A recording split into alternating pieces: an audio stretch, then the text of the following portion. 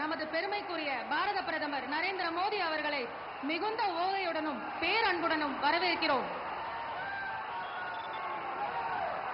அன்புமிகு பிரதமர் அவர்கள் தற்போது இந்த புதிய பாம்பன் பாலம் மற்றும் பல்வேறு சாலை திட்டங்களுக்கு அடிக்கல் நாட்டி நாட்டுக்கு அர்ப்பணித்து வைப்பார்கள். And now the moment we have all been waiting for. I request the Honorable Prime Minister to press the remote button to unveil the plaques for dedicating the new Pamban Bridge and multiple national highways projects to the nation, and also lay the foundation stone for a significant road infrastructure project.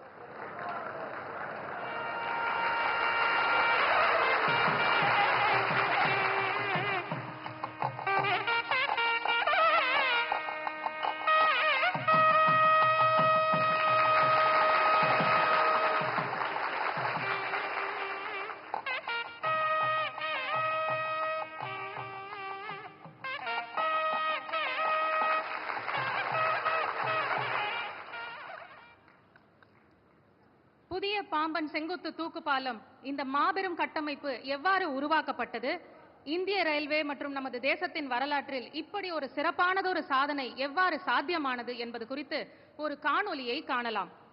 Let's watch an insightful short film on this amazing feat of engineering, a groundbreaking accomplishment in the history of Indian Railways.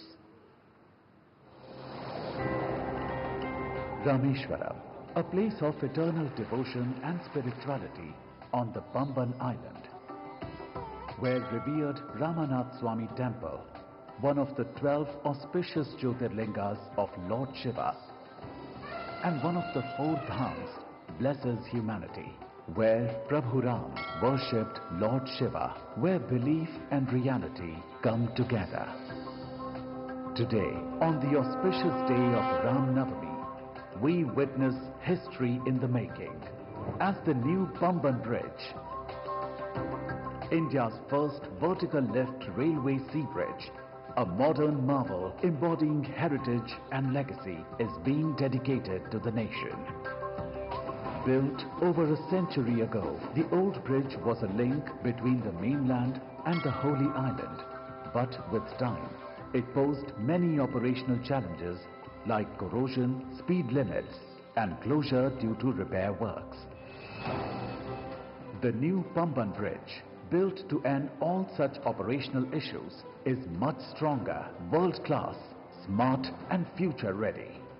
With over 2-kilometer length, 99 spans, and a 72.5-meter lift span that gracefully rises to let ships pass. This is more than steel and concrete. Replacing manual operations with speed and precision, the bridge uses an advanced electromechanical system to lift the span up to 17 meters. It is a rare blend of Adhyatma and Adhanikta, Nutan and Puratan, where tradition meets technology and prayer meets progress. हमारे लिए हर project Bharat के नवनिर्माण का माध्यम है। जैसे एक एक ईंट से बुलंद इमारत बनती है, वैसे ही ऐसे हर प्रोजेक्ट से भव्य भारत की इमारत बन रही है। The world-class Pamban Bridge does not just join geographical distances from Dhanushkodi all the way to Ayodhya. It connects crores of hearts across Bharat and beyond. This bridge is a testament to a government that delivers what it promises. From the foundation stone laid by Prime Minister Narendra Modi ji in 2019 to its dedication to the nation on the auspicious day of Ram Navami, every milestone reflects unwavering commitment and conviction. Even during the once-in-a-century pandemic, the work never paused, which reflects the steadfast resolve and national will. Crafted with care and vision, it brings together the brilliance of modern engineering and the wisdom of timeless design, where trains glide above and ships sail freely below. Today, a new train begins its maiden journey over this bridge, bringing the sacred town of Rameshwaram closer to the rest of the country, boosting pilgrimage, tourism and local livelihoods. It is a proud milestone on the path to Viksit Bharat, A nation rising with world-class infrastructure, rooted in its values and powered by its people.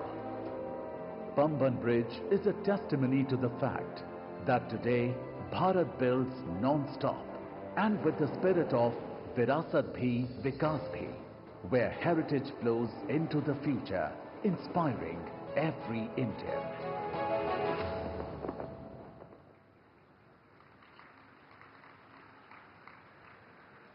அதேபோல் மிகப்பெரிய வளர்ச்சிக்கு வித்திடும் முக்கியமான சாலை திட்டங்கள் குறித்த காணொளியை நாம் இப்போது காணலாம்.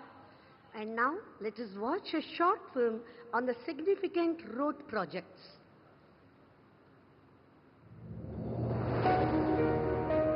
A new India has emerged under the dynamic leadership of our Honorable Prime Minister Shri Narendra Modi. आज भारत फिजिकल और सोशल इंफ्रास्ट्रक्चर पर अभूतपूर्व निवेश कर रहा है और इसका सीधा लाभ तमिलनाडु को, तमिलनाडु के लोगों को भी मिल रहा है. Today is a historic day for people of Tamil Nadu as Honorable Prime Minister is laying the foundation stone and dedicating to the nation 4 national highway projects in Tamil Nadu worth 7,800 crore rupees. Foundation stone is being laid for 4-laning of 28-kilometer long Ranipet, Tamil Nadu, Andhra Pradesh border section. The projects being dedicated to the nation today are 4-laned Villupuram, Puducherry, Pundianakuppam, Sattanathapuram and Cholapuram, Thanjavur sections, having total length of 134 kilometers, which will improve road connectivity from Chennai to coastal and delta districts. These modern highways will connect many pilgrim centers and tourist places, ensure easy access to medical college and hospital, ports, major industrial unit of BHEL situated along these corridors, besides empowering farmers to transport agricultural produce to the nearby markets and boost economic activities of local enterprises by reducing logistic cost. The initiatives will usher in a new era of development for the entire region and contribute to the vision of developed Tamil Nadu for developed India.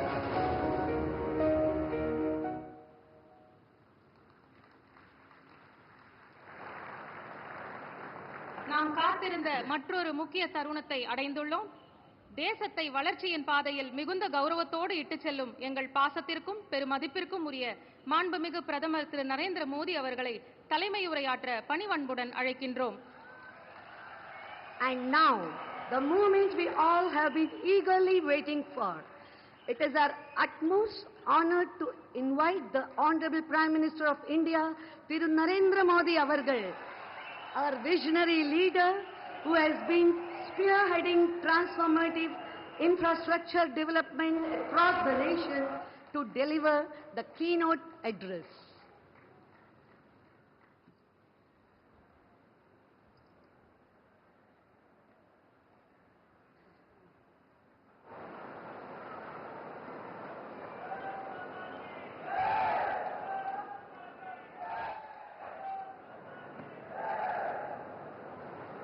வணக்கம்.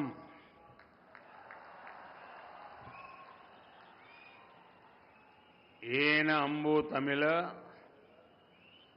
सौंधंगले तमिलनाडु के राज्यपाल N Ravi ji, केंद्रीय मंत्रिमंडल के मेरे सहयोगी अश्विनी वैष्णव जी, doctor L Murugan जी, तमिलनाडु सरकार के मंत्रीगण, सांसद, अन्य महानुभाव और मेरे प्यारे भाई और बहनों, नमस्कार. வணக்கம். என் அன்பு தமிழ் சொந்தங்களே, தமிழ்நாட்டின் ஆளுநர் ஆர்.என். ரவி அவர்களே, மத்திய அமைச்சரவையின் என் சகாக்களான அஸ்வினி வைஷ்ணவ் அவர்களே, டாக்டர் எல் முருகன் அவர்களே, தமிழ்நாடு அரசின் அமைச்சர் பெருமக்களே, நாடாளுமன்ற உறுப்பினர்களே, சான்றோர்களே, பெரியோர்களே, என் நெஞ்சுக்கினிய அன்பு சகோதர சகோதரிகளே, வணக்கம். साथियों, आज रामनवमी का पावन पर्व है। अब से कुछ समय पूर्व अयोध्या में भव्य राम मंदिर में रामलला का सूर्य की किरणों ने भव्य तिलक किया है। भगवान श्री राम का जीवन, उनके राज्य से मिलने वाली सुशासन की प्रेरणा राष्ट्र निर्माण का बड़ा आधार है। और आज रामनवमी है, मेरे साथ बोलिए, जय श्री राम, जय श्री राम, जय श्री राम। நண்பர்களே, இன்று புனிதமான ஸ்ரீ ராம நவமி நன்னாள். சில காலம் முன்பாகத்தான் அயோத்தியிலே பிரம்மாண்டமான ராமர் ஆலயத்திலே ராம்லலாவுடைய திருவதனத்தின் மீது சூரியனின் கதிர்கள் அற்புதமான திலகத்தை பொழிந்தன. பகவான் ஸ்ரீ ராமனின் வாழ்க்கை, அவருடைய ஆட்சியிலிருந்து கிடைக்கக்கூடிய நல்லாளுகை குறித்த உத்வேகமாகியன தேசத்தை நிர்மாணிப்பதில் பெரிய ஆதாரமாக இருக்கின்றன. இன்று ராம நவமியாக இருப்பதால் என்னுடன் அனைவரும் முழங்குங்கள், ஜெய் ஸ்ரீராம். तमिलनाडु के संगम कालीन साहित्य में भी श्री राम के बारे में कहा गया है। मैं रामेश्वरम की इस पवित्र धरती से समस्त देशवासियों को रामनवमी की हार्दिक शुभकामनाएं देता हूं।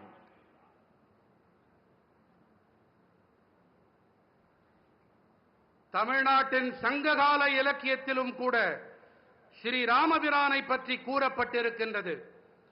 நான் ராமேஸ்வரத்தின் இந்த பவித்திரமான பூமியிலே நாட்டு மக்கள் அனைவருக்கும் ஸ்ரீ ராம நவமியை ஒட்டி என் இதயபூர்வமான நல்வாழ்த்துக்களை தெரிவித்துக் கொள்ளுகிறேன்.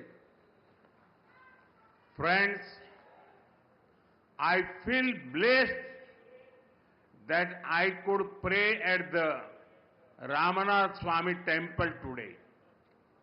On this special day, I got the opportunity to hand over development project worth 8,300 crore rupees. These rail and road projects will boost connectivity in Tamil Nadu. I congratulate my brothers and sisters in Tamil Nadu for these projects. நண்பர்களே, ராமநாத சுவாமி ஆலயத்தில் இன்று வழிபட்ட போது ஆசிகள் நிரம்ப பெற்றவனாய் நான் உணர்ந்தேன். இந்த விசேஷமான நாளன்று 8,300 கோடி ரூபாய் மதிப்பிலான நலத்திட்டங்களை அர்ப்பணிக்கும் வாய்ப்பு எனக்கு கிடைத்தது. இந்த ரயில் மற்றும் சாலை திட்டங்கள் தமிழ்நாட்டிலே இணைப்பு திறனை வலுப்படுத்தும். இந்த திட்டங்களின் பொருட்டு தமிழ்நாட்டின் என் சகோதர சகோதரிகளுக்கு நான் என் வாழ்த்துக்களை தெரிவித்துக் கொள்ளுகிறேன். Friends, this is the land of Bharat Ratna Dr. Kalam. His life showed us that science and spirituality complement each other. Similarly, the new Pamban bridge to Rameshwaram brings technology and tradition together. நண்பர்களே, இது Bharat Ratna doctor Kalam அவர்களின் பூமி. அறிவியலும் ஆன்மீகமும் ஒன்றையொன்று நிறைவு செய்பவை என்பது அவருடைய வாழ்வு நமக்கு காட்டுகிறது. அதே போல ராமேஸ்வரத்திற்கான இந்த புதிய பாம்பன் பாலமும் கூட தொழில்நுட்பத்தையும் பாரம்பரியத்தையும் ஒன்று சேர்க்கின்றது. A town that is thousands of years old is being connected by a 21st century engineering wonder. I thank our engineers and workers for their hard work. ஆயிரக்கணக்கான ஆண்டுகள் பழமையான ஒரு நகரம் 21ஆம் நூற்றாண்டின் ஒரு பொறியியல் அற்புதத்தால் இன்று இணைக்கப்பட்டிருக்கின்றது. தங்களுடைய தீவிரமான உழைப்பிற்காக நான் நமது பொறியாளர்களுக்கு என் நன்றிகளை தெரிவித்துக் கொள்கிறேன். This bridge is India's first vertical lift railway sea bridge. Big ships will be able to sail under it. Trains will also be able to travel faster on it. I just flagged off a new train service and also a ship a short while ago. Once again, I congratulate the people of Tamil Nadu for this project. இந்த பாலம்தான் இந்தியாவின் முதல் செங்குத்து தூக்கு ரயில் வழி கடல் பாலம். இதற்கடியிலே பெரிய கப்பல்களாலும் பயணத்தை மேற்கொள்ள முடியும். ரயில்கள் இதன் மீது விரைவாக பயணிக்க இயலும். நான் சற்று நேரம் முன்னதாகத்தான் ஒரு புதிய ரயில் சேவையையும் ஒரு கப்பல் பயணத்தையும் துவக்கி வைத்தேன். இந்த திட்டத்தின் பொருட்டு தமிழ்நாட்டு மக்களுக்கு நான் மீண்டும் என் நல்வாழ்த்துக்களை தெரிவித்துக் கொள்கிறேன். Friends, for many decades there was a demand for this bridge. With your blessings, we got the privilege of completing this work. Pamban Bridge supports both ease of doing business and ease of travel. It will have a positive impact on the lives of the lakhs of people. நண்பர்களே, இந்த பாலத்திற்கான தேவை பல பத்தாண்டுகளாக இருந்து வந்திருக்கின்றது. உங்கள் நல்லாசிகளோடு இந்த பணியை நிறைவு செய்யும் பேறு எங்களுக்கு கிடைத்திருக்கிறது. பாம்பன் பாலம் சுலபமாக வியாபாரம் செய்தல் மற்றும் சுலபமாக பயணம் மேற்கொள்ளுதல் ஆகியவற்றுக்கு ஆதரவாக இருக்கின்றது. பல லட்சக்கணக்கான மனிதர்களின் வாழ்விலே இது ஆக்கப்பூர்வமான தாக்கத்தை ஏற்படுத்தும். The new train service will improve the connectivity from Rameswaram to Chennai and other parts of the country. This will benefit both trade and tourism in Tamil Nadu. New jobs and business opportunities will also be created for the youth. Rameswaram தொடங்கி சென்னை வரையும் நாட்டின் பிற பகுதிகளுக்கும் இடையிலான இணைப்பினை இந்த புதிய ரயில் சேவை மேம்படுத்தும். தமிழ்நாட்டின் சுற்றுலா மற்றும் வணிகத்திற்கு இது ஆதாயங்களை அள்ளித்தரும். இளைஞர்களுக்கான புதிய வேலை வாய்ப்புகள் மற்றும் சந்தர்ப்பங்களை இது ஏற்படுத்தி தரும். साथियों, बीते 10 वर्षों में भारत ने अपने इकोनॉमी का साइज दोगुना किया है. इतनी तेज ग्रोथ का एक बड़ा कारण हमारा शानदार मॉडर्न इंफ्रास्ट्रक्चर भी है. बीते 10 सालों में हमने रेल, रोड, एयरपोर्ट, पोर्ट, बिजली, पानी, गैस पाइपलाइन ऐसे इंफ्रास्ट्रक्चर का बजट करीब 6 गुना बढ़ाया है. நண்பர்களே, கடந்த 10 ஆண்டுகளிலே பாரதம் தனது பொருளாதாரத்தின் அளவினை இரட்டிப்பாக்கி இருக்கின்றது. இத்தனை விரைவான வளர்ச்சிக்கான ஒரு பெரிய காரணம் என்று சொன்னால் நமது அருமையான நவீன கட்டமைப்பும் அதில் அடங்கும். கடந்த 10 ஆண்டுகளில் நாம் ரயில், சாலை, விமான நிலையம், துறைமுகங்கள், மின்னாற்றல், நீர், எரிவாயு குழாய்கள் போன்ற கட்டமைப்புகளுக்கான நிதி ஒதுக்கீட்டை 6 மடங்கு உயர்த்தி இருக்கின்றோம். आज देश में बहुत तेजी से मेगा प्रोजेक्ट पर काम हो रहा है.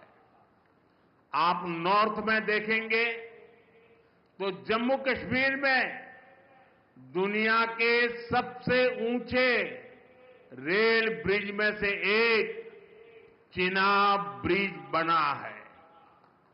वेस्ट में जाएंगे तो मुंबई में देश का सबसे लंबा सी ब्रिज अटल सेतु बना है.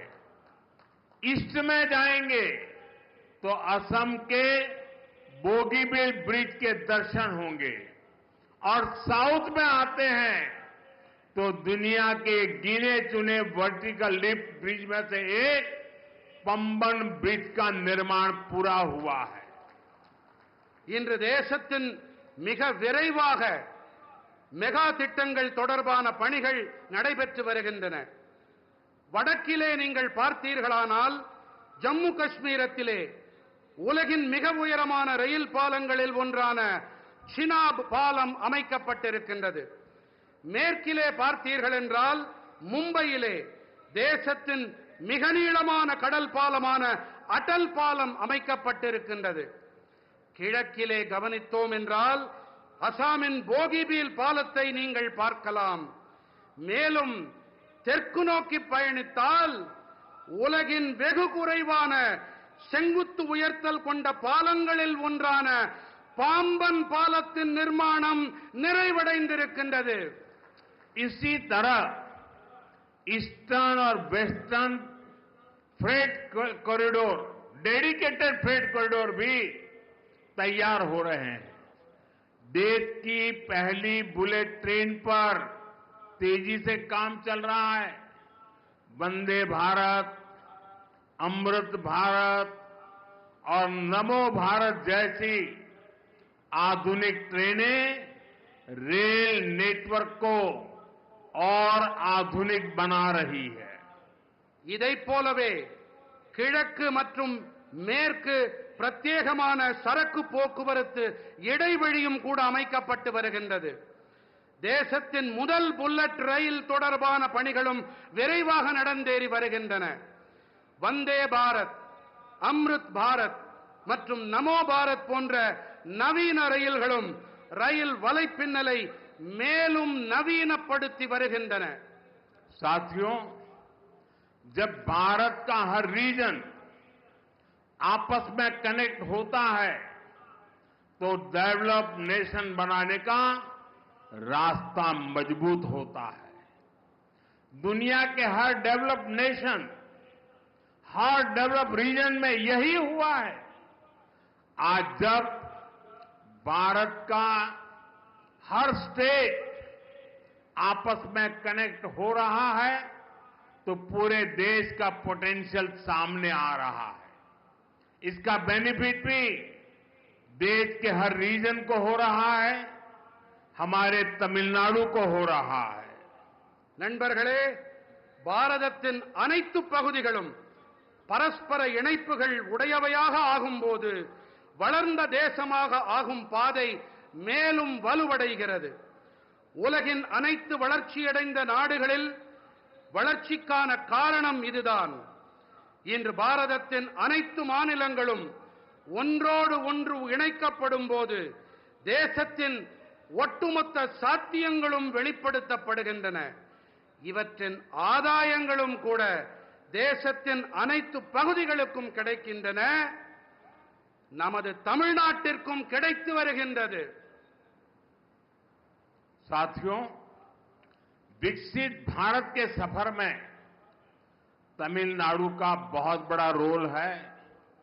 मैं मानता हूं तमिलनाडु का सामर्थ्य जितना ज्यादा बढ़ेगा भारत की ग्रोथ उतनी ही तेज होगी। बीते दशक में तमिलनाडु के विकास के लिए 2014 से पहले की तुलना में 3 गुना ज्यादा पैसा सेंटर से दिया गया है। जब इंडी अलायंस की सरकार थी, डीएमके उस सरकार में विराजमान थी, तब जितना पैसा मिला उससे 3 गुना मोदी सरकार ने दिया है। इससे तमिलनाडु की इकोनॉमिक और इंडस्ट्रियल ग्रोथ में बहुत बड़ी मदद मिली है। நண்பர்களே, வளர்ச்சியடைந்த பாரதம் நோக்கிய பயணத்தில் தமிழ்நாட்டிற்கென மிகப்பெரிய பங்கு இருக்கின்றது. தமிழ்நாட்டின் வல்லமை எத்தனை அதிகம் உயர்கிறதோ, பாரதத்தின் வளர்ச்சியும் அந்த அளவுக்கு விரைவாகும் என்று நான் கருதுகிறேன்.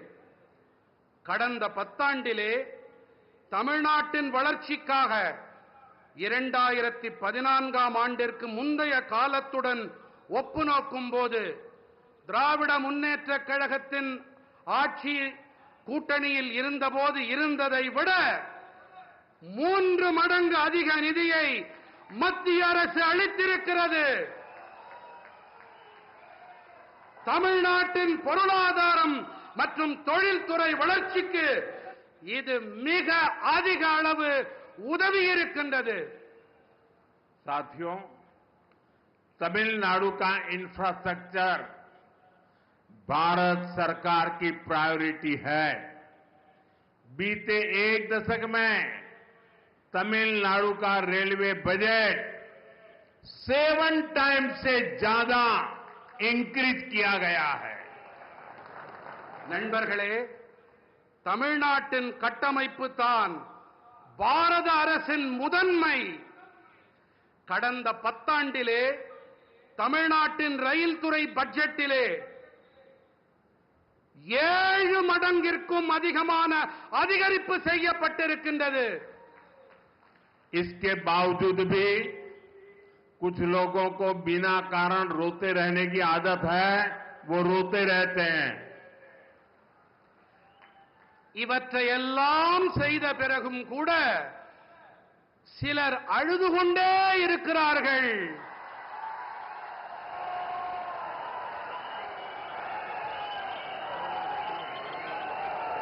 அவர்களால் அழ மட்டுமே முடியும். அவர்கள் அழுதுவிட்டு போகட்டும்.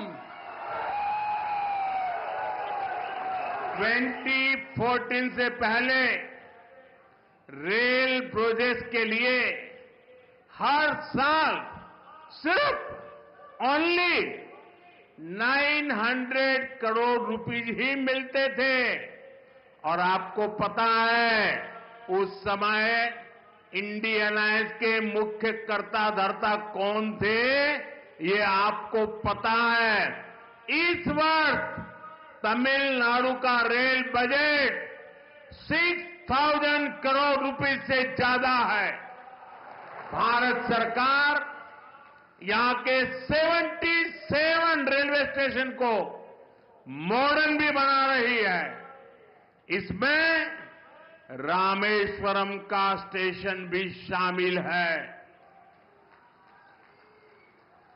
2014ஆம் ஆண்டிற்கு முன்பு வரை ரயில் துறை திட்டங்களுக்காக ஒவ்வொரு ஆண்டும் வெறும் 900 கோடி ரூபாய் மட்டுமே கிடைத்து வந்தது.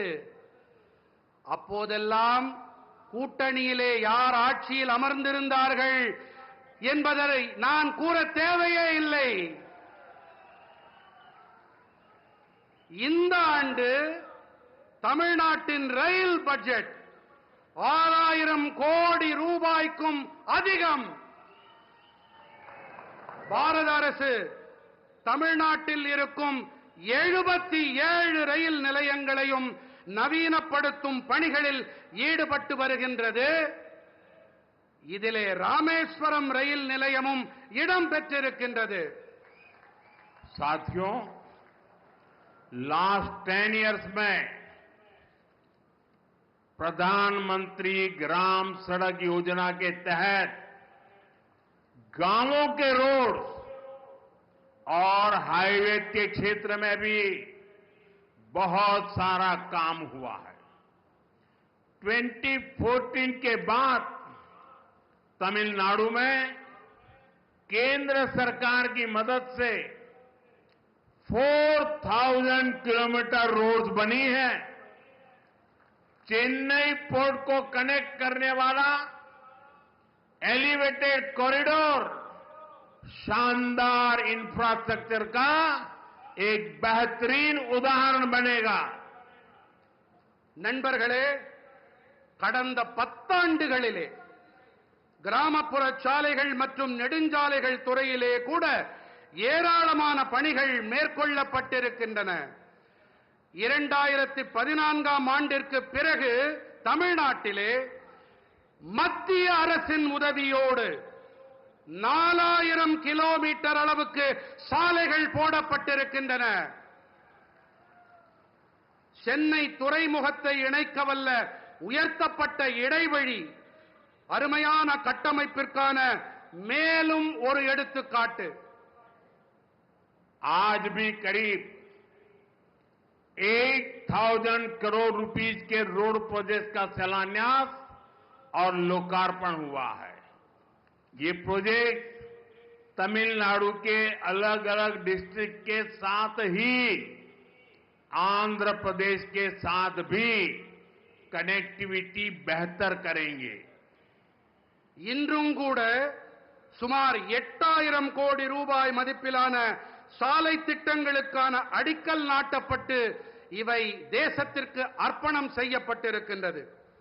இந்த திட்டங்கள் தமிழ்நாட்டின் பல்வேறு மாவட்டங்களோடு மட்டுமல்லாமல் ஆந்திர பிரதேசத்துடனான இணைப்பையும் மேம்படுத்தும். साथियों, चेन्नई मेट्रो जैसा मॉडर्न पब्लिक ट्रांसपोर्ट भी तमिलनाडु में ईज ऑफ ट्रैवल को बढ़ा रहा है। हमें याद रखना है, जब इतने सारे इंफ्रास्ट्रक्चर का काम होता है तो इससे हर सेक्टर में नई जॉब भी क्रिएट होती है। मेरे नौजवानों को रोजगार के नए अवसर मिलते हैं।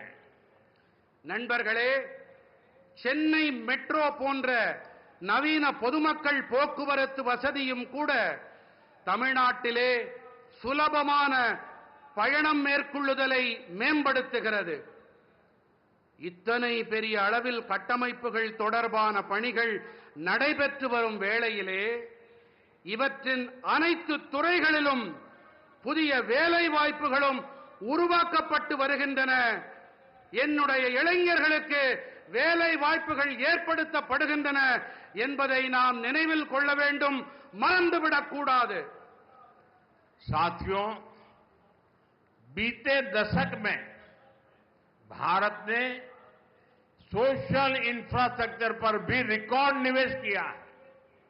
मुझे खुशी है कि तमिलनाडु के करोड़ों गरीब परिवारों को इसका बेनिफिट मिल रहा है।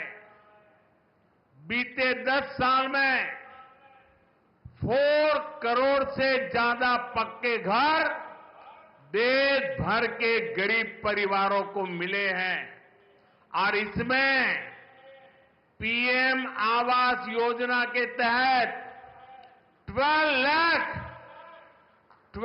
लाख से ज्यादा पक्के घर यहां तमिलनाडु में मेरे गरीब परिवार के भाई बहनों को मिले हैं। நண்பர்களே, கடந்த 10 ஆண்டிலே பாரதம் சமூக கட்டமைப்பிலும் கூட சாதனை காணும் அளவுக்கு முதலீடுகளை செய்திருக்கின்றது. தமிழ்நாட்டின் கோடானு கோடி குடும்பங்களுக்கும் இவற்றால் ஆதாயம் கிடைத்து வருவது எனக்கு மட்டற்ற மகிழ்ச்சியை அளிக்கின்றது.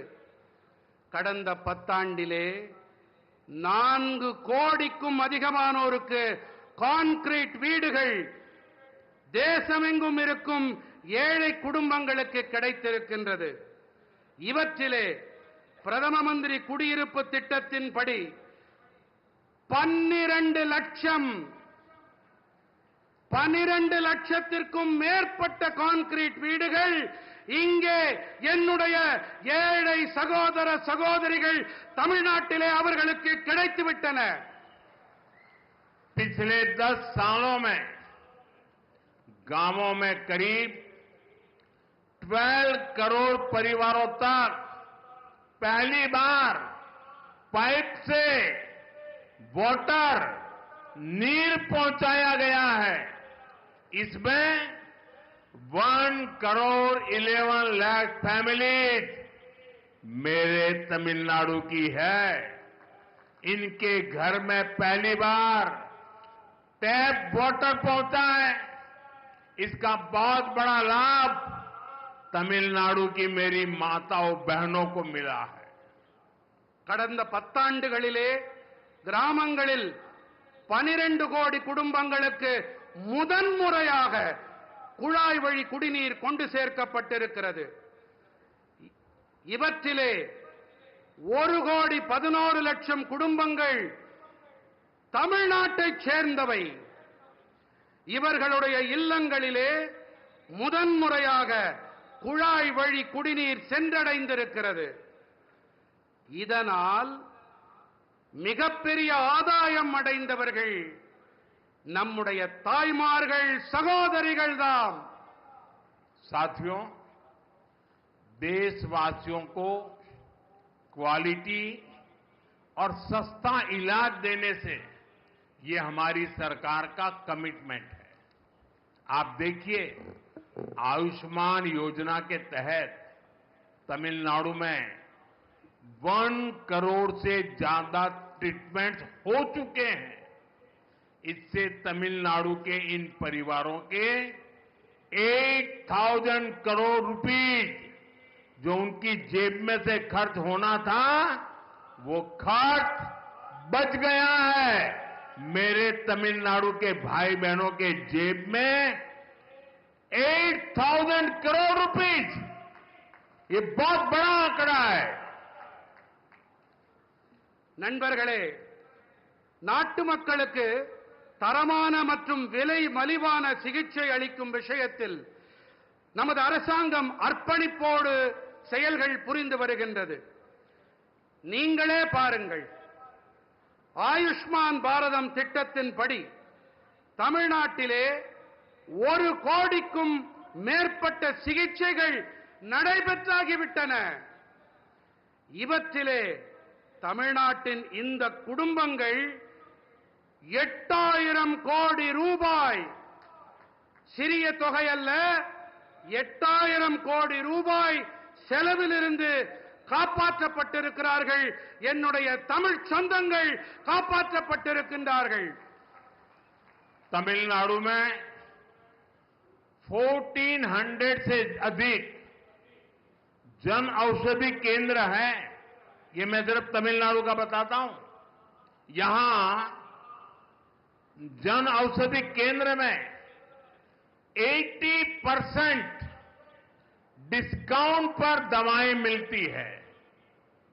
इन सस्ती दवाओं से भी लोगों की जेब में 700 करोड़ रुपीस, मेरे तमिलनाडु के भाई बहनों के जेब में 700 करोड़ रुपीस की सेविंग हुई है. और इसलिए मैं तमिलनाडु के मेरे भाई बहनों को कहूंगा, अगर आपको दवाई खरीदनी है तो जन औषधि केंद्र से खरीदिए. आपको 1 रुपये की चीज 20 पैसे में, 25 पैसे में, 30 पैसे में मिल जाएगी. தமிழ்நாட்டிலே 1400க்கும் அதிகமான மக்கள் மருந்தகங்கள் இருக்கின்றன. 1400 நம்முடைய தமிழ்நாட்டில் மட்டுமே. இங்கே 80% வரையிலான தள்ளுபடி விலையிலே மருந்துகள் கிடைக்கின்றன. இந்த மலிவு விலை மருந்துகளாலும் கூட மக்களுக்கு 700 கோடி ரூபாய் சேமிப்பு ஏற்பட்டிருக்கிறது. ஆகையினாலே தான் கூறுகிறேன், நீங்கள் மருந்துகள் வாங்க வேண்டும் என்றால் இந்த மக்கள் மருந்தகங்களிலே வாங்குங்கள். 25 பைசா, 30 பைசா, 50 பைசாவிற்கு கூட உங்களுக்கு மருந்துகள் கிடைக்கும். साथियों, हमारा प्रयास है कि देश के नौजवानों को डॉक्टर बनने के लिए एब्रॉड जाने की मजबूरी ना रहे। बीते सालों में तमिलनाडु को 11 नए मेडिकल कॉलेज मिले हैं. நண்பர்களே, நாட்டின் இளைஞர்கள் மருத்துவ படிப்பு படிக்க அயல் நாடுகளுக்கு செல்ல வேண்டிய கட்டாயம் ஏற்படக்கூடாது என்பதே எங்களுடைய முயற்சி. கடந்த ஆண்டுகளிலே தமிழ்நாட்டிற்கு 11 புதிய மருத்துவக் கல்லூரிகள் கிடைத்திருக்கின்றன. साथियों, देश भर में कई राज्यों ने मातृभाषा में डॉक्टरी की शिक्षा आरंभ की है. अब गरीब से गरीब मां का बेटा बेटी भी जिसने अंग्रेजी नहीं पढ़ी है वो भी डॉक्टर बन सकते हैं. मैं भी तमिलनाडु सरकार से आग्रह करूंगा कि वे तमिल भाषा में डॉक्टरी के कोर्सेज चालू करें ताकि गरीब मां के बेटे बेटी भी डॉक्टर बन सके. மருத்துவ படிப்பினை அதை தமிழிலே செய்ய வேண்டும் என்பதே எங்களுடைய பேரவா. இதற்காக இந்த படிப்பினை படித்த ஏழை தாய்மார்களுடைய குழந்தைகளும் அவர்களாலும் இதை படிக்க முடியும். அதற்காகத்தான் மருத்துவ படிப்பினை கூட தமிழிலே அதை அமைக்கப்பட வேண்டும் என்று நாங்கள் விரும்புகிறோம். இதன் பொருட்டு நான் வேண்டி விரும்பி மாநில அரசிடமும் கேட்டுக்கொள்ளுகிறேன், இந்த ஏழை குழந்தைகளும் மருத்துவ படிப்பை படிக்க வேண்டும் என்பதற்காக பாடத்திட்டத்தினை தமிழ் மொழியிலே செய்து தாருங்கள் என்று வேண்டி விரும்பி கேட்டுக்கொள்ளுகிறேன். साथियों, टैक्स पेयर का दिया हर पैसा गरीब से गरीब के काम आए, यही गुड गवर्नेंस है. तमिलनाडु के लाखों स्मॉल फार्मर्स को पीएम किसान सम्मान निधि के तहत लगभग 12,000 करोड़ रुपए दिए गए हैं. तमिलनाडु के फार्मर्स को पीएम फसल बीमा स्कीम से भी 14,800 करोड़ रुपए का क्लेम मिला है. நண்பர்களே, வரி செலுத்துபவர்கள் செலுத்தும் பணம் மிகவும் ஏழ்மையில் வாடும் மக்களுக்கு துணை வர வேண்டும். இதுதான் நல்லாளுகை. தமிழ்நாட்டின் லட்சக்கணக்கான சிறு விவசாயிகளுக்கு பிரதம மந்திரி விவசாயிகளுக்கான வருமான ஆதரவு திட்டத்தின்படி சுமார் 12,000 கோடி ரூபாய் அளிக்கப்பட்டிருக்கின்றது. தமிழ்நாட்டின் விவசாயிகளுக்கு பிரதம மந்திரி பயிர் காப்பீட்டு திட்டத்தின் வாயிலாக 14,800 கோடி ரூபாய் காப்புறுதி பணம் கோரல் நிறைவேற்றப்பட்டிருக்கிறது. साथियों, भारत की ग्रोथ में हमारी ब्लू इकोनॉमी का बहुत बड़ा रोल होने वाला है. इसमें तमिलनाडु की ताकत दुनिया देख सकती है. तमिलनाडु का हमारा फिशरीज से जुड़ा समाज बहुत मेहनती है. तमिलनाडु के फिशरीज इंफ्रास्ट्रक्चर को मजबूत करने के लिए स्टेट को जो भी मदद चाहिए वो केंद्र सरकार दे रही है. நண்பர்களே, பாரதத்தின் வளர்ச்சியில் நமது நீல பொருளாதாரத்திற்கு மிகப்பெரிய பங்கு அமைய இருக்கின்றது. இதிலே தமிழ்நாட்டின் பலத்தை உலகமே பார்த்து வியக்க இருக்கிறது. தமிழ்நாட்டின் நம்முடைய மீனவ சமூகம் மிகவும் கடினமாக உழைக்கக்கூடிய ஒரு சமூகமாகும். தமிழ்நாட்டின் மீன்வளத்துறை கட்டமைப்பினை வலுப்படுத்த வேண்டி மாநிலத்திற்கு தேவையான உதவிகள் அனைத்தையும் மத்திய அரசு அளித்து வருகின்றது. पिछले 5 साल में पीएम मत्स्य संपदा स्कीम के तहत भी तमिलनाडु को करोड़ों रुपए मिले हैं. हमारी कोशिश यही है कि मछुआरों को ज्यादा फैसिलिटीज मिले, आधुनिक सुविधाएं मिले, चाहे सीवीड पार्क हो या फिर फिशिंग हार्बर और लैंडिंग सेंटर हो. केंद्र सरकार यहां सैकड़ों करोड़ रुपए इन्वेस्ट कर रही है. கடந்த 5 ஆண்டுகளிலே பிரதம மந்திரி மீன்வள திட்டங்களின்படி தமிழ்நாட்டிற்கு கோடிக்கணக்கான ரூபாய் நிதியாக வழங்கப்பட்டிருக்கிறது. அதிகபட்ச நவீன வசதிகள் நமது மீனவர்களுக்கு வழங்கப்பட வேண்டும் என்பதே நம்முடைய முயற்சியாக இருக்கிறது. அது கடற்பாசி பூங்காவாகட்டும், மீன்பிடி துறைமுகமாகட்டும், படகுத்துறையாகட்டும், மத்திய அரசு இங்கே பல நூற்றுக்கணக்கான கோடி ரூபாயை முதலீடு செய்து வருகின்றது. हमें आपकी रक्षा, सुरक्षा की भी चिंता है. भारत सरकार फिशरमैन के हर संकट में उनके साथ खड़ी है. भारत सरकार के प्रयासों से बीते 10 साल में 3,700 से ज्यादा फिशरमैन श्रीलंका से वापस लौटे हैं. इनमें से 600 से अधिक फिशरमैन तो पिछले 1 साल में फ्री हुए हैं. और आपको याद होगा, कुछ हमारे मछुआरा साथियों को फांसी की सजा हुई थी.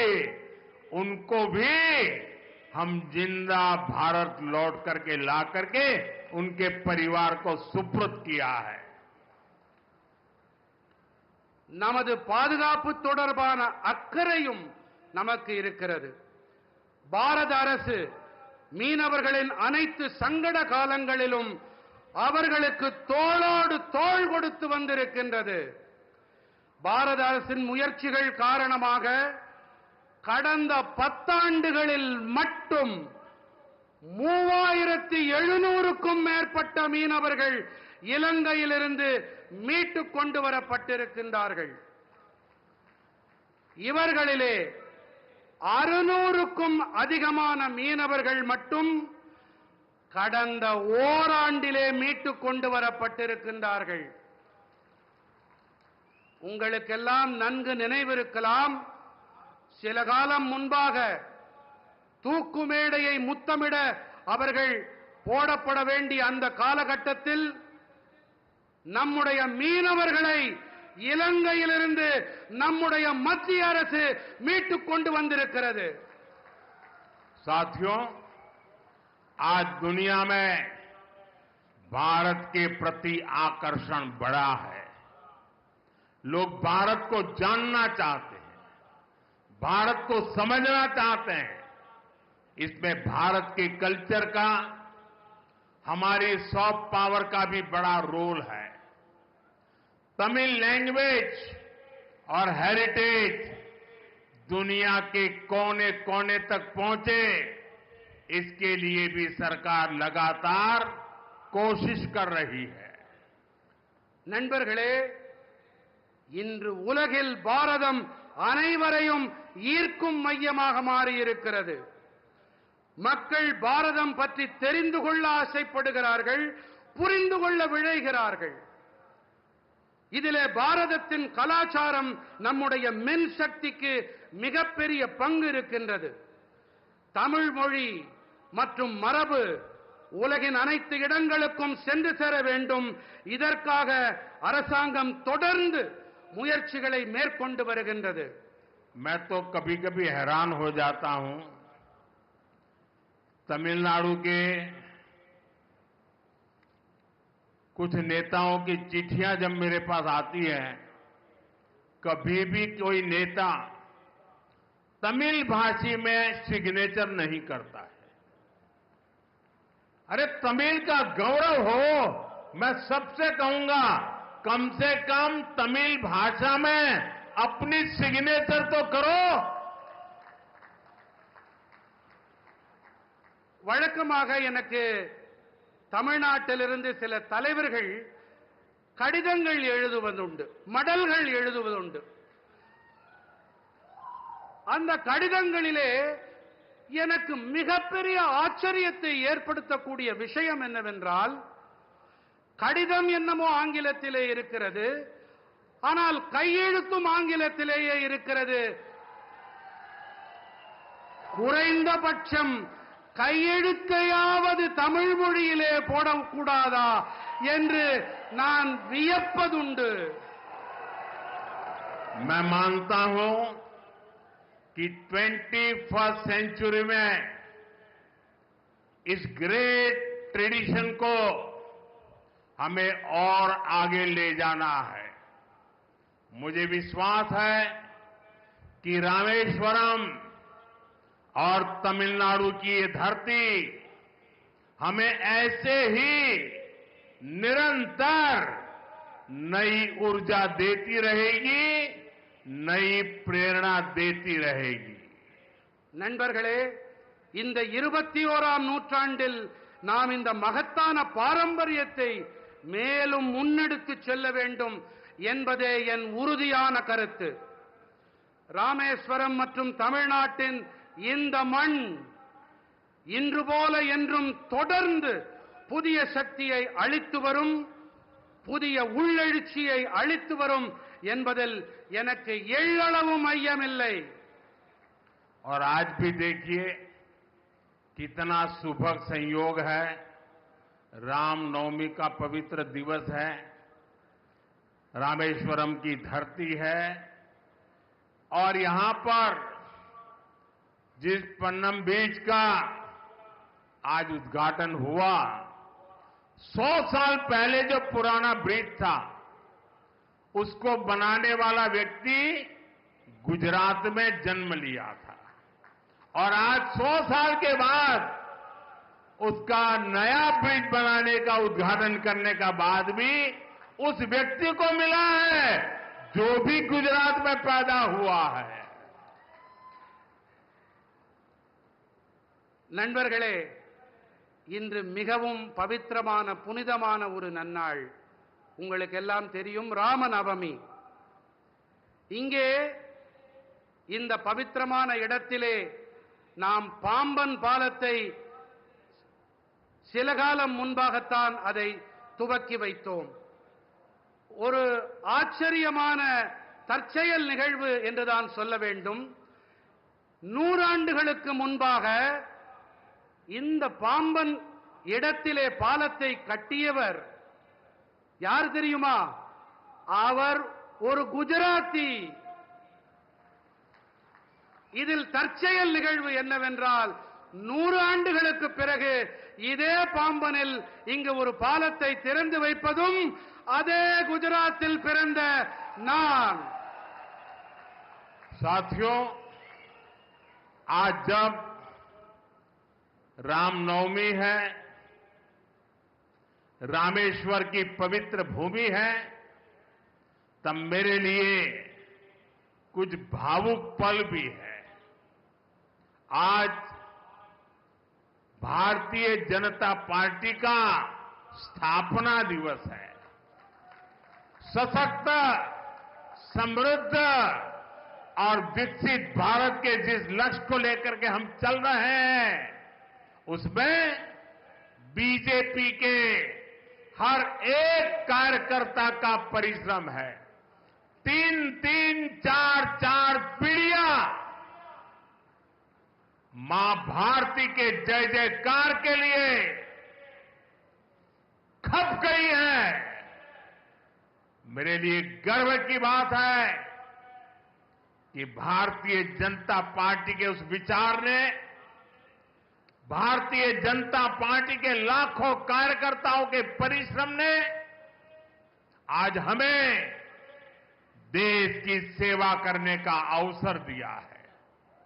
आज देश के लोग बीजेपी सरकारों के गुड गवर्नेंस देख रहे हैं, राष्ट्रहित में लिए जा रहे हैं, वो निर्णय देख रहे हैं और हर हिंदुस्तानी का सीना चौड़ा हो रहा है। நண்பர்களே, இந்த புனிதமான ராமேஸ்வரம் பூமியிலே ராம நவமி நன்னாளிலே எனக்கு ஒரு உணர்ச்சி வயப்பட்ட ஒரு சூழ்நிலை என் மனதில் நிலவுகிறது. இன்று பாரதிய ஜனதா கட்சியின் நிறுவன நாளும் கூட.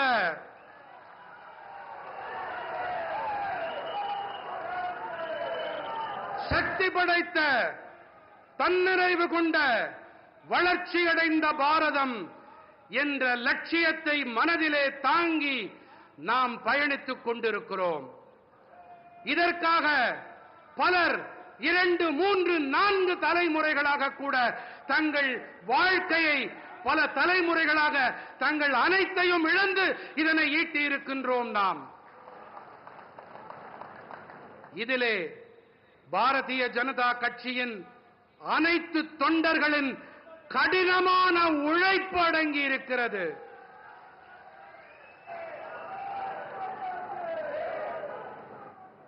ஆகையினால்தான் இன்று நாட்டு மக்களுக்கு நல்லாட்சி வழங்கக்கூடிய ஒரு சந்தர்ப்பத்தை இந்த தேசத்து மக்கள் நமக்கு அளித்திருக்கின்றார்கள்.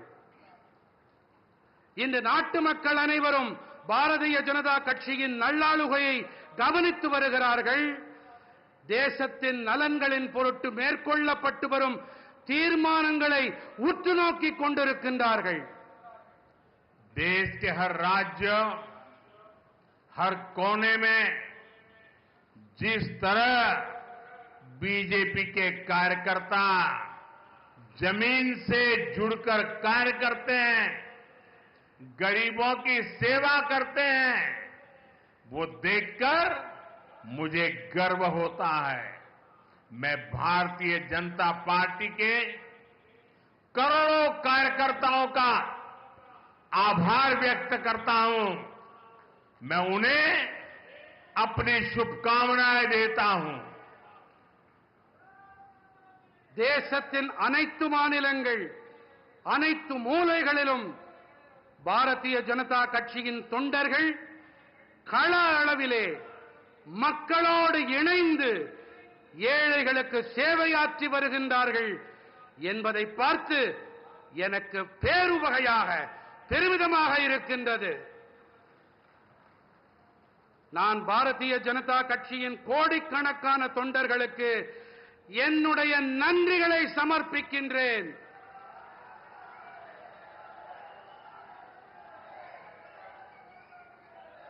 உங்கள் அனைவருக்கும் என்னுடைய இனிய நல்வாழ்த்துக்களை காணிக்கையாக்குகின்றேன்.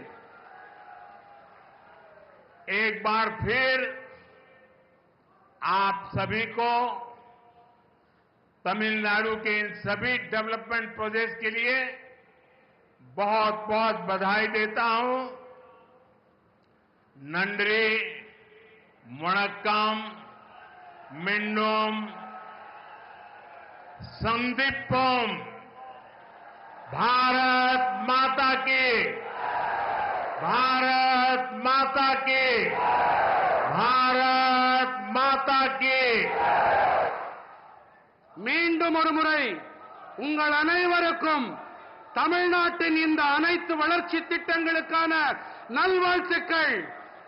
நன்றி, வணக்கம், மீண்டும் சந்திப்போம்.